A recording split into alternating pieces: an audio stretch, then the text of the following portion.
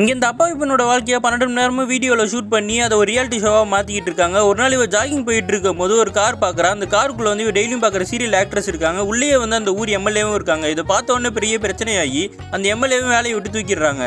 ஹாஸ்பிட்டலில் எம்எல்ஏவோட ஒய்ஃப் வந்துட்டு உன்னால தான் என் குடும்பம் அழிஞ்சுது, அதனால தான் என் பொண்ணு விஷம் குடிச்சிட்டு இங்கே இருக்கா, நீ நல்லாவே இருக்க மாட்டேன்னு சொன்ன உடனே இந்த பொண்ணு வீட்டுக்கு போய் ஃபீல் பண்ணிட்டு இருக்கா. இந்த பொண்ணு வர டிவி ஷோ ரொம்ப டிஆர்பி கம்மியாக இருக்குன்னு சொல்லிட்டு இந்த பொண்ணை மாடனாக மாற்றி விடுறானுங்க. ஒரு நாள் இந்த பொண்ணுக்கு அன்னோன் நம்பர்லேருந்து கால் வருது. அந்த நம்பரில் இருக்க ஆளை கண்டுபிடிச்சி நேரில் வர வைக்கிறானுங்க. அந்த பையன் ஹேண்ட்ஸமாக இருக்கான். இந்த பொண்ணுக்கும் அவனை ரொம்ப பிடிச்சிருக்கு. அந்த பையன் ஷூட்டிங் ஸ்பாட்டில் இருக்கேன்னு சொல்லி ஃபோன் பண்ணுறான். அங்கே போய் பார்த்தா அந்த பையன் டான்ஸ் மாஸ்டராக இருக்கா. 2 பேருக்குள்ளே ஒரு லிங்க் கிரியேட் ஆகுது. இது எல்லாத்தையுமே இந்த டிவி சேனலில் அரேஞ்ச் பண்ண மாதிரி இருக்குது. ஒரு நாள் இந்த பொண்ணுக்கு பிறந்த நாள் வருது. அவங்க அப்பாவை பார்க்கறதுக்காக கடைக்கு வந்திருக்கா. அப்போ அந்த கடைக்கு நீங்கள் லோன் வாங்கியிருக்கீங்க, ஜப்தி பண்ண போறேன்னு சொல்லி வந்து நோட்டீஸ் விட்டுறாங்க. அவங்க அப்பா வந்து அழுதுட்டு இருக்காரு. இது எல்லாம் இந்த டிவி காரங்களும் என்ன பண்ணுறானுங்களா, அவங்க அப்பா கடன் அடைக்கிறதுக்காக காசு கலெக்ட் பண்ணலான்னு சொல்லி ஒரு ஈவென்ட் மாதிரி நடத்துறானுங்க. என்னோட கடன் நானே அடைச்சுப்பேன், டிவி காரனுக்கு எதுக்குன்னு அவங்க அப்பா பார்ல போய் உட்காந்து குடிச்சிட்டு இருக்காரு. அந்த பாரை க்ளோஸ் பண்ணு வெளில ஒரு போராட்டம் நடக்குது. அங்கே அந்த பொண்ணு உட்காந்துருக்கா. அவங்க அப்பா வெளியில வேட்டி இல்லாமல் வந்தவொடனே அதை பார்த்து அவங்க இந்த பொண்ணு ஃபீல் பண்ணிட்டு இருக்கா.